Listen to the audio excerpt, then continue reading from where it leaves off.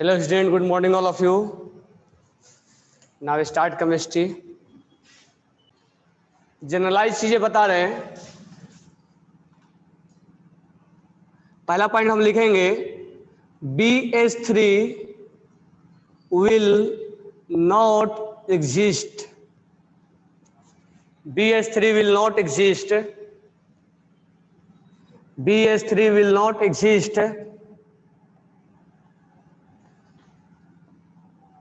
because of electron deficient compound. Because of electron deficient compound. अब ये नहीं बोलेंगे हम कि हर डिफिशिएंट कंपाउंड एग्जिस्ट नहीं करता, लेकिन BH3 नहीं करता है. नेक्स्ट पॉइंट हम लिखेंगे टू रिमूव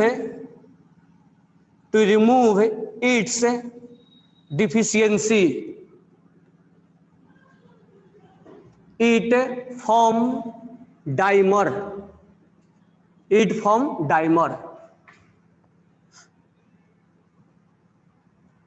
जिसको हम बोलते हैं, क्या बोलते हैं, diborane.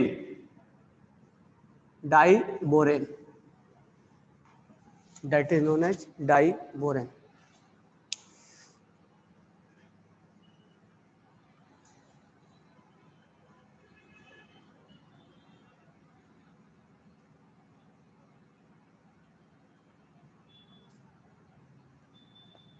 Next point,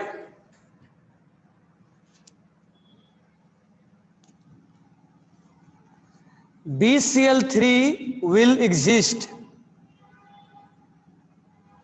but due to a small size of boron,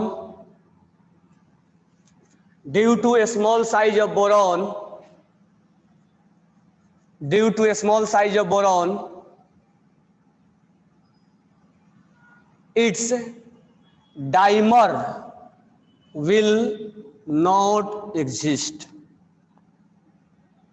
BCl3 छोटा होता है ना, अब बॉन्ड बनेगा, ये डाइमर नहीं बना पाता है. ठीक है, साइज छोटा होने की वजह से. बोरॉन का साइज क्या है, छोटा है, इसकी वजह से डाइमर नहीं बनाएगा.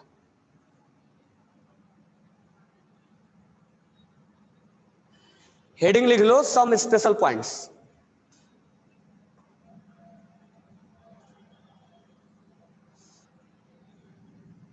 Next,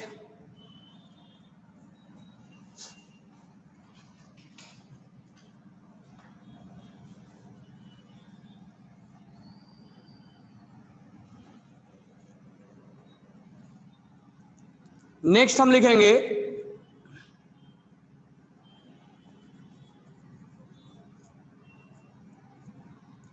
AlCl3 will exist and its dimer will also exist in vapor phase.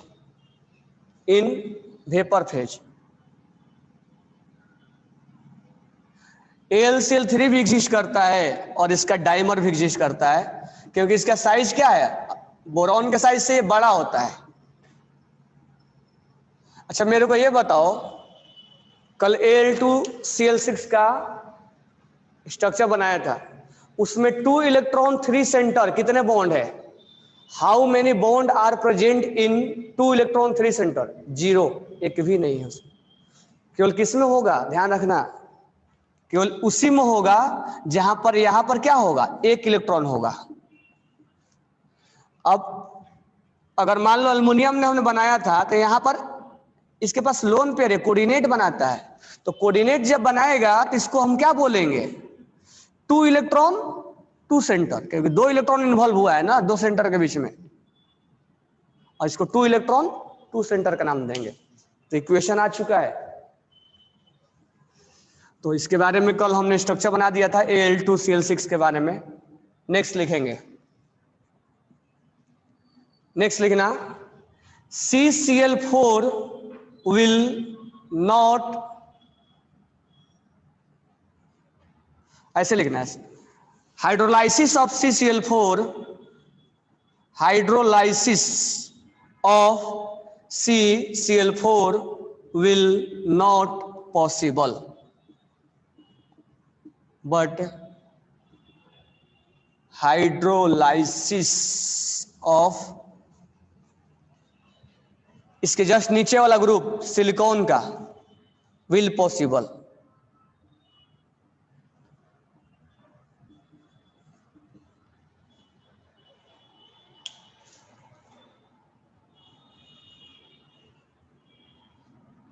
Hydrolysis of CCl4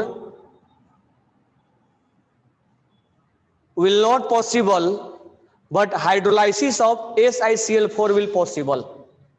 तो इसको तो एक्सप्लेन करने को जरूरत नहीं, कल किया था, अब इसको एक्सप्लेन कर रहे हैं।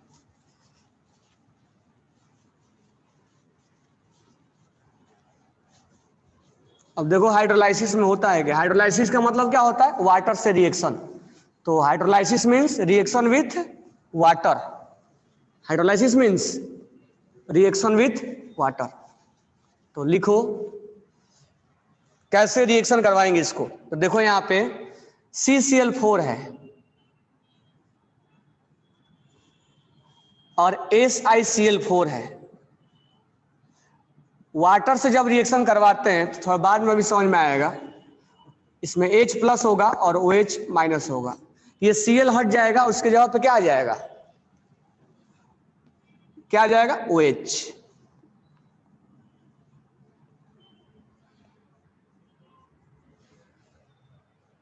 आ जाएगा ना।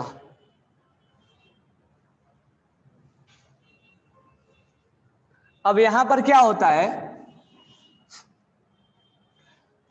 ये जो है इसके पास होता है लोन पेयर और इसके पास क्या होगा, वैकेंट ऑर्बिटल, सिलिकॉन है। हमने बताया था कि थर्ड पीरियड वाला के पास वैकेंट ऑर्बिटल होता है, इसके पास नहीं होगा। तो जब ये इसके पास आएगा तो ये अपना लोन पेयर क्या करेगा, इसको डोनेट करेगा। जैसे ही डोनेट करेगा उसी समय ये बॉन्ड ब्रेक होके बाहर निकलने लगता है, यानी OH का इसके साथ जुड़ना और क्लोरीन का बाहर निकलना दोनों एक साथ होगा। क्लोरीन अपना बॉन्ड धीरे धीरे तोड़ के बाहर निकलने लगता है और OH अपना लोन पेयर इस वैकेंट ऑर्बिटल को क्या करने लगता है, डोनेट करने लगता है। तो OH का इसके साथ जुड़ना और क्लोरीन को बाहर निकलना एक साथ होता है। तो एक OH बाहर निकले अटैच होगा और एक Cl बाहर जाएगा। वो Cl अब कहां जाएगा, वो H प्लस और Cl माइनस मिलके HCl बन जाएंगे। फिर एक अगला OH जो है वाटर का फिर से इस लोन पेयर के पास आएगा और क्योंकि पार्शियल फिलअप होता है ना, फिर से बॉन्ड टूटेगा और OH का अटैचमेंट होगा, यानी एक OH जुड़ेगा और एक Cl बाहर जाएगा, एक OH जुड़ेगा और एक Cl बाहर जाएगा। इस तरह से चार जो है वो Cl यहां पर जुड़ जाएगा, 4 Cl यहां पर जुड़ जाएगा। लेकिन अगर यहां पर अगर हमने रिएक्शन किया तो क्या इसके पास वैकेंट ऑर्बिटल है क्या, नहीं है।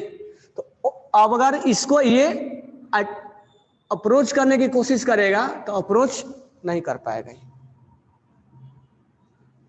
तो हम लिख देंगे कि due to vacant, due to, ऐसे लिखेंगे, लिखो लिखवा रहा हूं, SiCl4, सॉरी ऐसे लिखो, hydrolysis of SiCl4 will possible, write down करना, hydrolysis of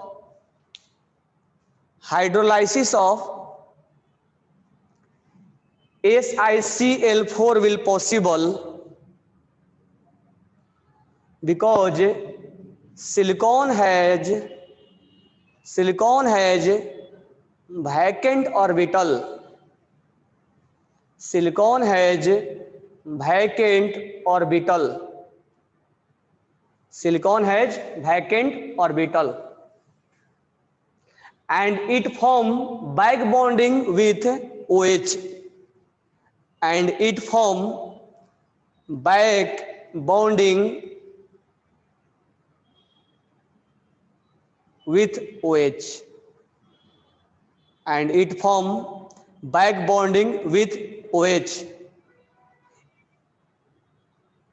In the hydrolysis of SiCl4, आगे लिखना, in the hydrolysis of SiCl4, in the hydrolysis of SiCl4, OH form back bonding with silicon, OH form back bonding with silicon,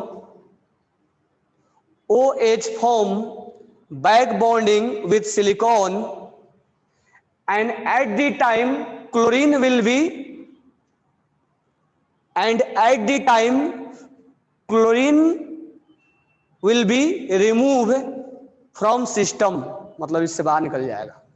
At the time chlorine will be removed from the system, यानी एक chlorine हटेगा वहां पर लग जाएगा, एक chlorine यहाँ हटेगा वहां OH लग जाएगा, एक क्लोरीन यानी इसका लगना और क्लोरीन के बाहर जाना.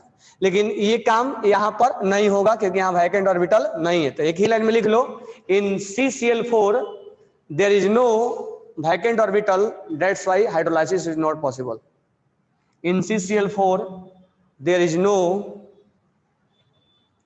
in CCl4 there is no vacant orbital, that's why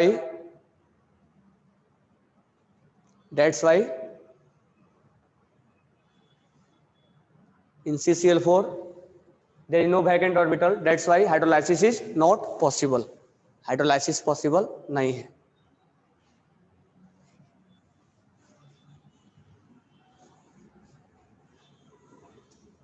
और क्या क्या क्वेश्चन मैंने दिया था तुम लोगों को, एक बार 5-6 क्वेश्चन लिखवाया था मैंने एक साथ, उसको एक्सप्लेनेशन बोला था बाद में देने के लिए, मैंने एक साथ 5-6 क्वेश्चन मैंने लिख के दिया था.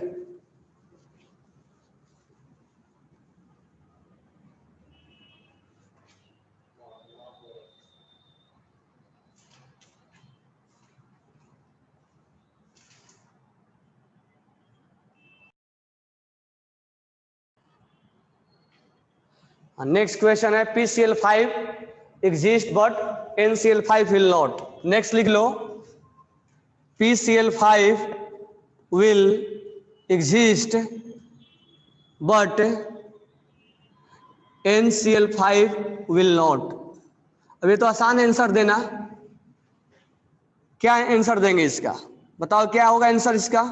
ये तो आंसर देना आसान है इसका कि PCl5 एग्जिस्ट होता है लेकिन NCl5 एग्जिस्ट नहीं होता. क्यों? नाइट्रोजन 5 बॉन्ड बनाता है क्या? नाइट्रोजन मैक्सिमम कितना बॉन्ड बना सकता है? 3, और एक कोऑर्डिनेट बना सकता है, एक कोऑर्डिनेट बना सकता है और क्या बना सकता है? 3 बॉन्ड. तो 5 बॉन्ड यहां बनाया है. तो यहां पर लिख लेंगे कि nitrogen will not form 5 bond. Nitrogen is not form 5 bond. Simple. Nitrogen will not form 5 bond. Nitrogen will not form 5 bond. इसका सिंपल रीजन ये है. नेक्स्ट है बिस्मथ के साथ BiCl5 will not exist. लिखना next, BiCl5 will not exist. BiCl5 will not exist.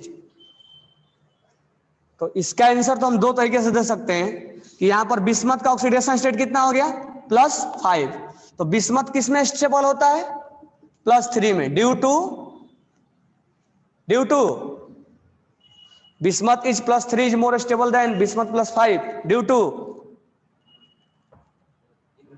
Inert pair effect. तो यहां पर स्टेबल है, स्टेबल है तो यहां क्या होगा? Inert pair effect. ये भी अगर ऑप्शन में मिलेगा तो सही है, और नहीं तो दूसरा रीजन क्या बोल सकते हो? दूसरा रीजन बोल सकते हो, एक तो बिस्मथ है और ऊपर से कितना क्लोरीन लग गया. जब जब ऐसा आएगा ना तब तब बोल देना ऐसा कि यहां पर ये 5-5 क्लोरीन लगा है और क्लोरीन का साइज क्या है? ज्यादा है.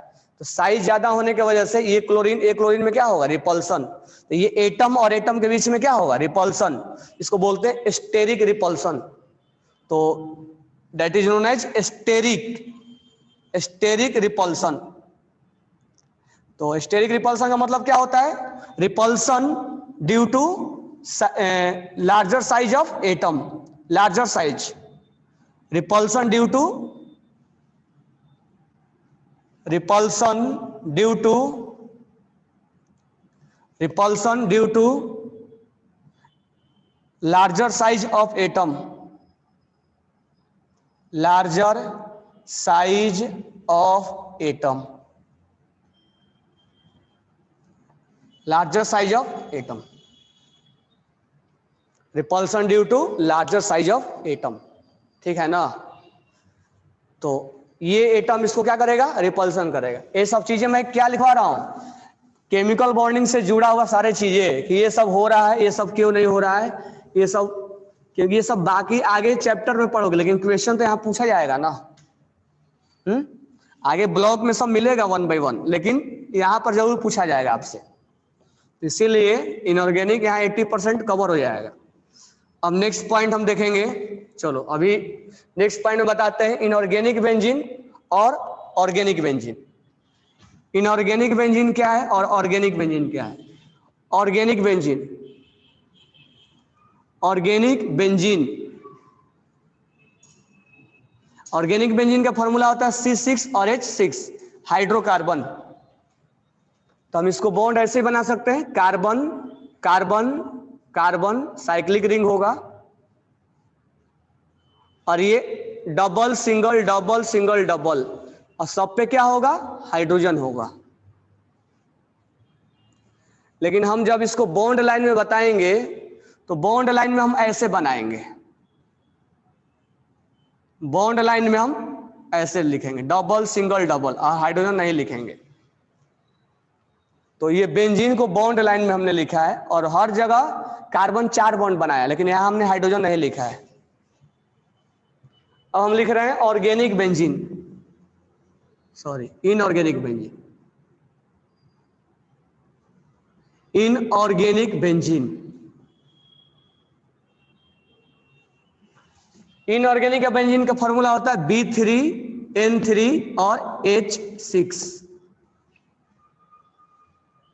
B3 boron nitrogen, nitrogen, boron boron nitrogen, alternate लिखेंगे, boron nitrogen boron nitrogen boron nitrogen. अब 6 हाइड्रोजन है, सॉरी यहां पर 6 हाइड्रोजन ऐड कर देंगे।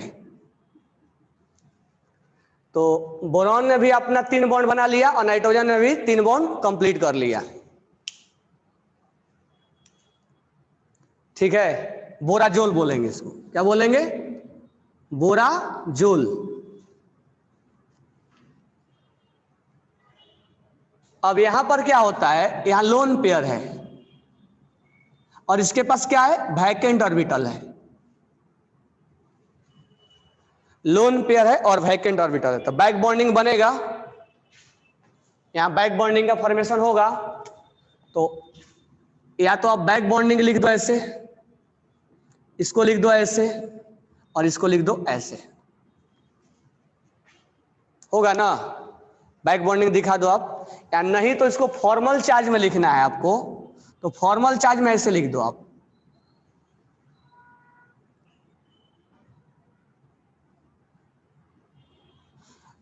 देने वाला पे प्लस, एक्सेप्टर पे माइनस, डोनर पे प्लस, एक्सेप्टर पे माइनस, डोनर पे प्लस, एक्सेप्टर पे माइनस, और क्या बॉन्ड लगा दो? Double single double single double, और यहां हाइड्रोजन लगा हुआ है।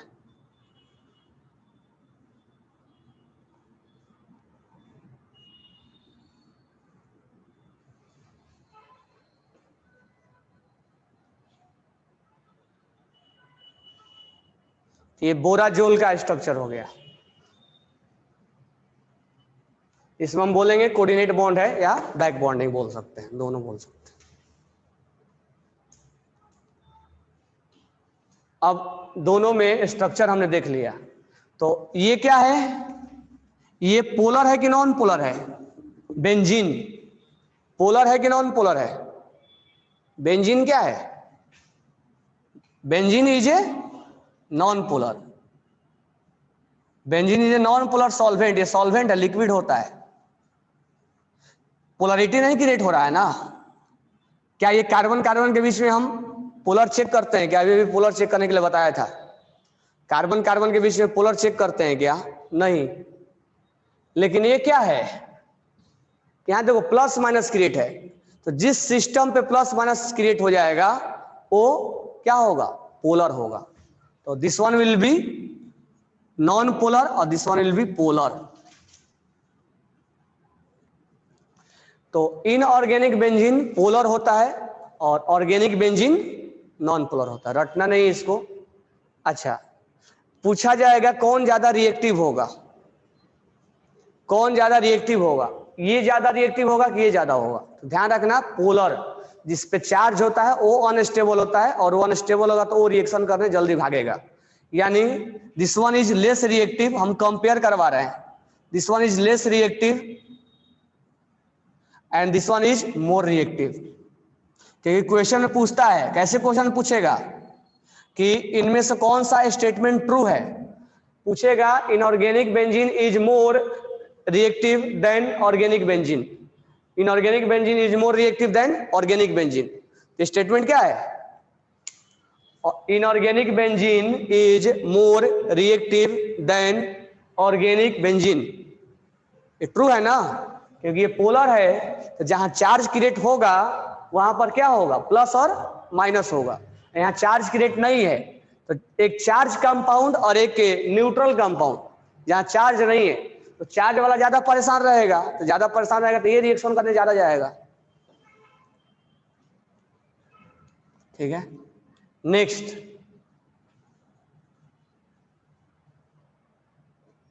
ये क्या है? sp2 है। सारे कार्बन किस हाइब्रिडेशन में है? sp2 में है ना, sp2 में।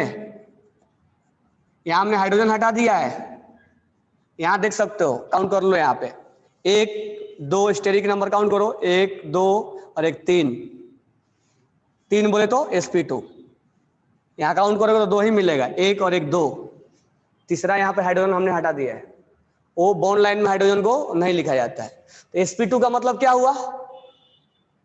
प्लेनर है ये, sp2 का मतलब क्या हुआ? प्लेनर है। तो दिस वन इज प्लेनर, ये ऐसे प्लेन में बेंजीन रहेगा, बेंजीन ऐसे प्लेन में रहेगा, ऐसे बोर्ड के लाइन में, ऐसे निकला हुआ नहीं है।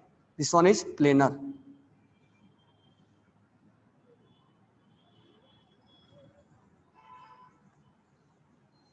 This one is planar. ठीक है, बाद में जब ऑर्गेनिक स्टार्ट होगा तो ये जो होता है,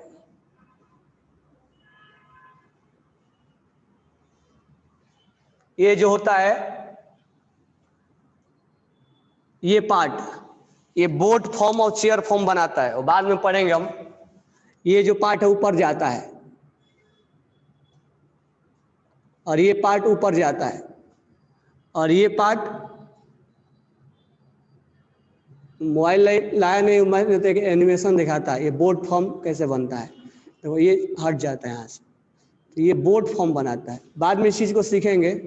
ये ऐसे बोट बनाता है, जब दोनों ये उठ के चला जाता है बोट बन जाता है, और एक नीचे चला जाएगा ना ये, तो चेयर बन जाता है ये।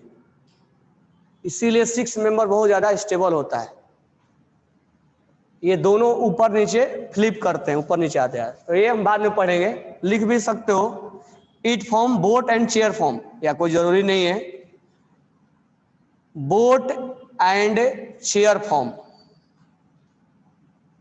ये बोट और चेयर फॉर्म बनाता है। ठीक है, 6 मेंबर, इसलिए स्टेबल होता है।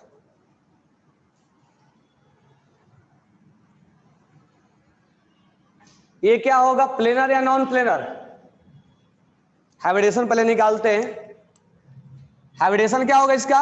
1 2 3 sp2, इसका हाइब्रिडेशन sp2, इसका हाइब्रिडेशन, इसका, इसका, तो ये भी क्या होगा? सारे क्या है? प्लेनर है। ठीक है, सारे प्लेनर हैं।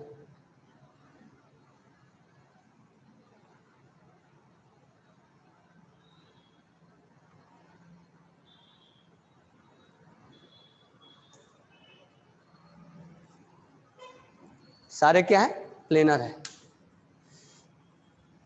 sp2 है ना। अच्छा, इसमें रिजोनेंस होगा ना, double single double double single double, तो ये रिजोनेटिंग, इसमें भी रिजोनेंस होगा, डबल सिंगल डबल। तो आपसे पूछा जाएगा ना कि ये बॉन्ड ऑर्डर क्या है, तब सिंगल बॉन्ड दिख रहा है, डबल बॉन्ड दिख रहा है, तो देख लेना it has resonating structure, it has resonating structure, it has resonating structure. और इसमें भी लिख लेना it has also resonating structure, it has also resonating structure. तो आपसे एक क्वेश्चन बना के पूछा जाता है, बॉन्ड ऑर्डर हो जाएगा 1.5, 2 RS आएगा, RS 2 आएगा। कैसे 2 आएगा RS? तो एक डबल बॉन्ड यहां है, अब जहां पर नहीं है वहां लगा दो, यहां नहीं है तो यहां लगा दो, यहां है तो यहां हटा दो, यहां नहीं है तो यहां लगा दो, यहां है तो हटा दो, यहां नहीं है तो यहां लगा दो। ये इसका RS है। तो जहां नहीं है डबल बॉन्ड वहां डबल बॉन्ड लगा दो। इसमें RS 2 आया, एक ये आया और एक ये आया, तो it has 2 RS। Resonating structure कितना होगा? 2। अब यहां पर हमें बॉन्ड ऑर्डर निकालना है, तो इसको हम पकड़ लिए, इसको हम पकड़े, तो कितना बॉन्ड है इसमें? सिंगल है। और इसमें कितना है? डबल है। तो बॉन्ड ऑर्डर कितना होगा? Single plus double. हाइड्रोजन को नहीं पकड़ेंगे, इस दोनों एटम को पकड़ेंगे। तो सिंगल प्लस डबल, और RS कितना है? 2। तो बॉन्ड ऑर्डर कितना हो गया? 1.5। उसमें भी वैसा ही होगा 1.5। पार्शियल डबल बॉन्ड का कैरेक्टर आएगा। ये फुल्ली डबल बॉन्ड नहीं है, ये मत सोचना कि ये डबल बॉन्ड है, ये पार्शियल डबल बॉन्ड है। और ये double single double double single double double single double, ये क्या होता है? कंजुगेशन में है, ठीक है। इसीलिए ये घूमता रहता है पाई बॉन्ड, और जब घूमता रहता है तो इस बेंजीन को हम कभी कभी नहीं, ऑर्गेनिक में ऐसे लिख दिया जाता है, डबल बॉन्ड को हटा के ऐसे लिख दिया जाता है। इस बात को ये इंडिकेट कर रहा है कि ये यहां पर क्या है? लोकलाइज नहीं है, ये डीलोकलाइज्ड है, घूम रहा है, ठीक है। अच्छा, आगे चल के हम पढ़ेंगे, मैं लिखवा दे रहा हूं लेकिन आगे चल के पढ़ोगे, हो सकता है MCQ में पूछे तो इस चीज का जवाब दोगे, क्योंकि अगर मान लो VK जैसा वाला में पूछेगा तो ये एरोमेटिक रिंग है, ये एरोमेटिक है। अब एरोमेटिक का मतलब क्या होता है हम बाद में पढ़ेंगे ऑर्गेनिक में। ये एरोमेटिक रिंग है, this one is aromatic ring है, और ये भी एरोमेटिक है, this one is also aromatic, this one is also aromatic.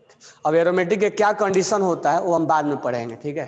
तो this one is aromatic ring और this one is also aromatic ring.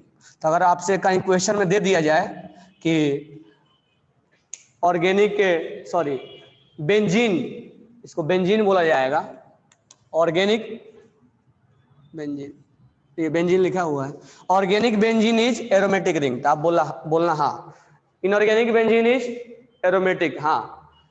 Planar है, ये भी प्लेनर है, लेस रिएक्टिव है, मोर रिएक्टिव है, नॉन पोलर है, ये पोलर है, ठीक है।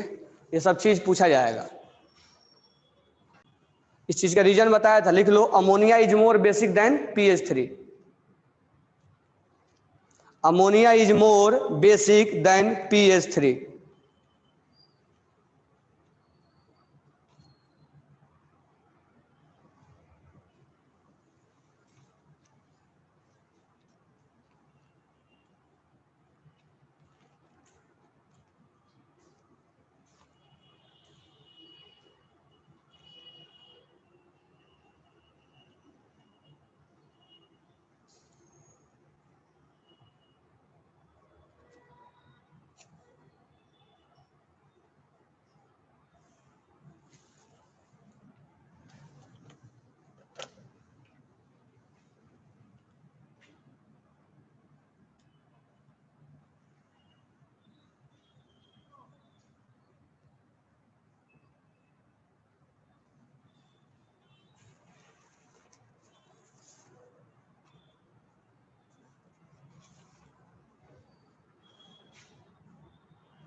ठीक है।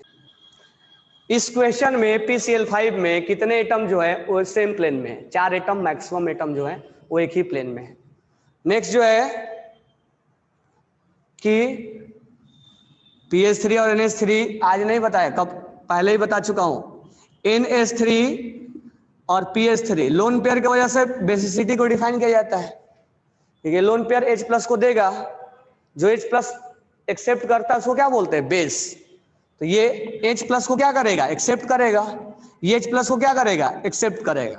तो मतलब इसको लोन पेयर को डोनेट करना होगा ना।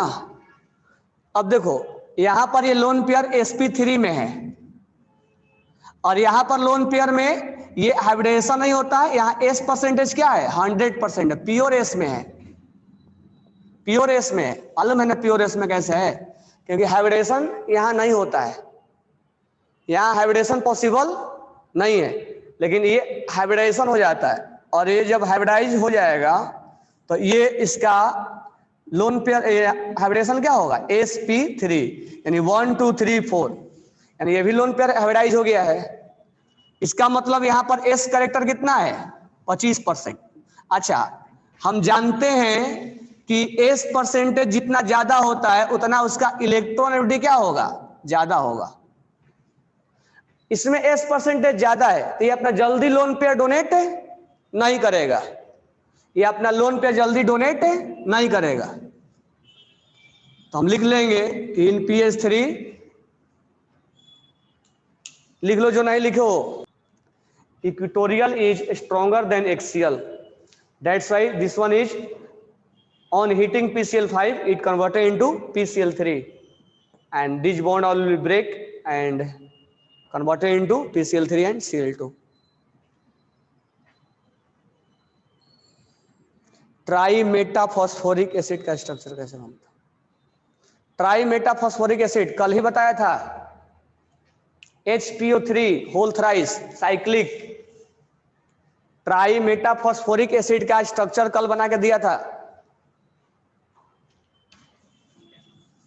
कल लास्ट क्लास में फास्फोरस के लास्ट में बना के दिया था जय चौहान। HPO3, HPO3 N लिखा था मैंने यहां पे, अब यहां पर हमने N के बदले क्या ले लिया, 3 ट्राई मेटाफॉस्फोरिक एसिड। इसमें क्या बना दो, pop,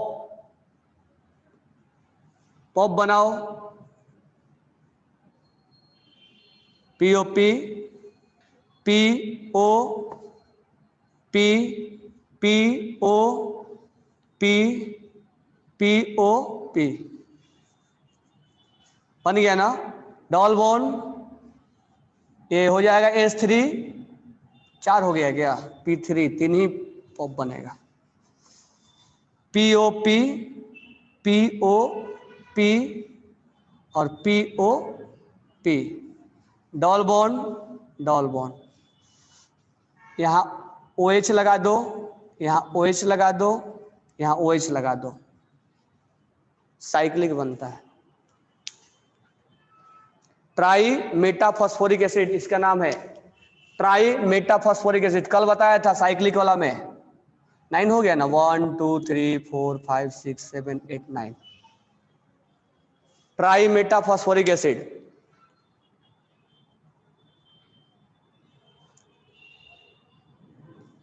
Anvay study BH3 structure centre bond, BH3 will not exist, BH3 कैसे एग्जिस्ट करेगा, बोरॉन BH3 एग्जिस्ट करता है क्या, डाइमर बनाता है ना।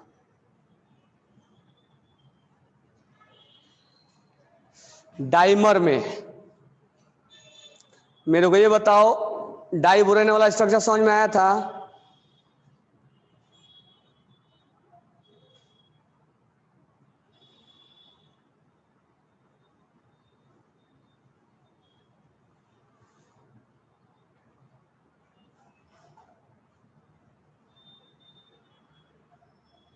What is primary and tertiary amine, okay.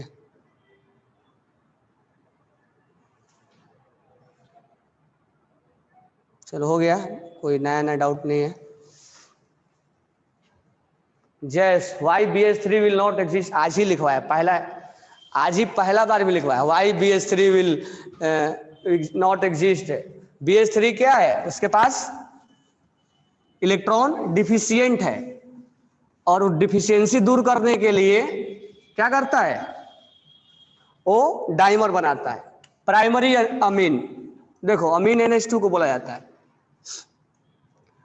अगर इस कार्बन पे लगा हुआ है NH2,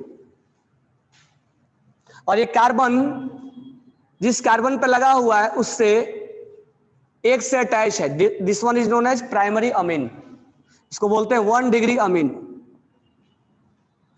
ये अभी ऑर्गेनिक में आएगा, इसको बोलते हैं प्राइमरी अमीन। अगर इस पे NH2 लगा हुआ है और इस कार्बन पे 2 CH3 लगा हुआ है, this one is called secondary amine, this one is called secondary.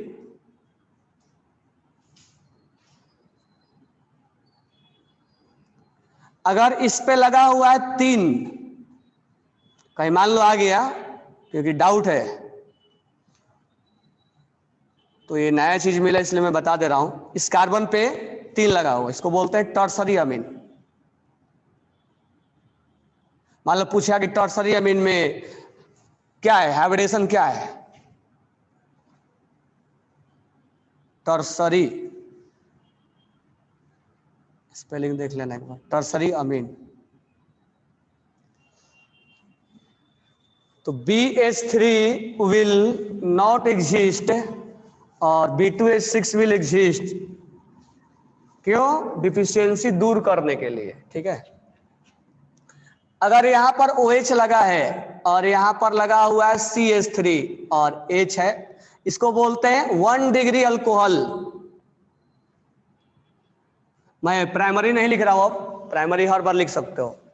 अगर इस पे OH लगा हुआ है और यहां पर 2 CH3 है, this one is known as tertiary alcohol. अगर यहां पर 3 CH3 लगा हुआ है, this one is known as tertiary alcohol. अगर यहां कार्बोकेटाइन है और यहां पर CH3 है, H है, इसको बोलते हैं 1 डिग्री कार्बोकेटाइन।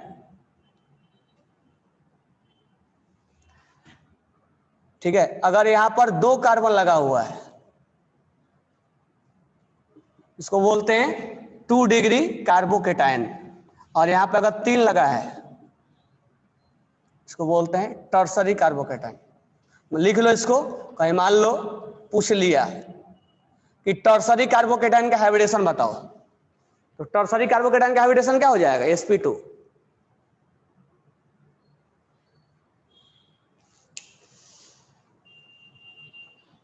कल जो वो वाला क्वेश्चन आया था ना, SS लिंकेज वाला, हाँ, उसमें किसी बुक में SOS दिया है, किसी में SS लिंक दिया, उसको करेक्शन करवा रहे हैं।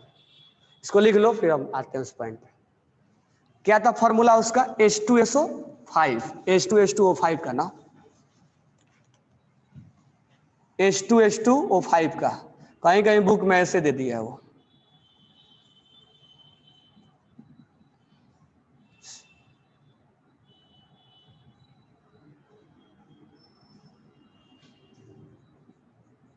एक ऐसे दिया है, हमने लिखवाया था ऐसे, कहीं कहीं ऐसे भी दिया हुआ है।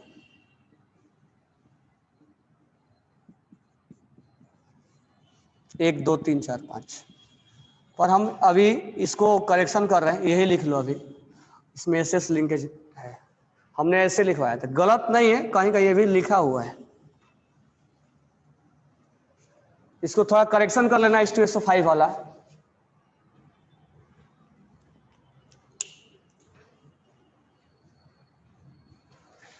तो यहां तक हमने क्या क्या सिखा दिया, बॉन्ड बनाना, हाइब्रिडेशन निकालना, bond length, bond angle, basic, acidic, resonance करवाना, पोलर नॉन पोलर पहचानना केवल सिखाया हूं, कंपेयर करना अब सिखाएंगे। और किसी को कोई डाउट है? Lewis base character of primary and base character इसका ज्यादा, टर्सरी का ज्यादा होगा। लोन पेयर का एबिलिटी जो है, एक्चुअली ऑर्गेनिक का क्वेश्चन है ये। अब ये देखा जाता है इसकी वाटर एक्वस मीडियम में पूछा है, किस मीडियम में पूछा है, वो दोनों का उल्टा आंसर आता है, एक 314 आता है, एक अलग आंसर आता है। तो टर्सरी में ऐसा हम नॉर्मल केस में बोल सकते हैं कि टर्सरी में ज्यादा होगा, क्योंकि यहाँ लोन पेयर देने का काम करते हैं, प्लस आई का काम करेगा यहाँ। ये इंडक्टिव इफेक्ट है, तो लोन पेयर के एबिलिटी को बढ़ाएगा, लेकिन एक्वस में आंसर उल्टा जाता है इसका। नॉर्मल केस में 3 डिग्री होता है, एक्वस में 1 डिग्री होगा, 2 डिग्री। तो जैस चगुल है, समझ में आ गया कि BH3 क्यों एग्जिस्ट नहीं करेगा, B2H6 क्यों करेगा। चलो, तो थोड़ा सा डाइबोरेन का स्ट्रक्चर फिर से रिपीट कर दे रहा हूं कि डाइबोरेन का स्ट्रक्चर जो है वो, डाइबोरेन का स्ट्रक्चर कैसे बनता है। तो बोरॉन बना देना है, और यहां पर हाइड्रोजन हाइड्रोजन, और यहां बोरॉन हाइड्रोजन हाइड्रोजन, यहां हाइड्रोजन लिखना है, यहां हाइड्रोजन लिखना है, एक इलेक्ट्रॉन इसके साथ भी और एक इसके साथ, एक इसके साथ और ये इसके साथ, यानी ये इलेक्ट्रॉन इसके साथ शेयरिंग में है, और ये इलेक्ट्रॉन इसके साथ शेयरिंग में है, ये इलेक्ट्रॉन इसके साथ शेयरिंग में है, और ये इलेक्ट्रॉन इसके साथ शेयरिंग में है। तो अगर इसको बंद कर दोगे, ऐसे देखो, ये इलेक्ट्रॉन इसके साथ भी है और ये इलेक्ट्रॉन इसके साथ भी है, इसीलिए बोला जाता है कि 2 इलेक्ट्रॉन, ये 2 इलेक्ट्रॉन और 3 सेंटर, इसका नाम दिया जाता है 2 इलेक्ट्रॉन, ये एक और ये 2, फिर ये हटता है तो ये 2, तो 2 इलेक्ट्रॉन 3 सेंटर का नाम दिया जाता है।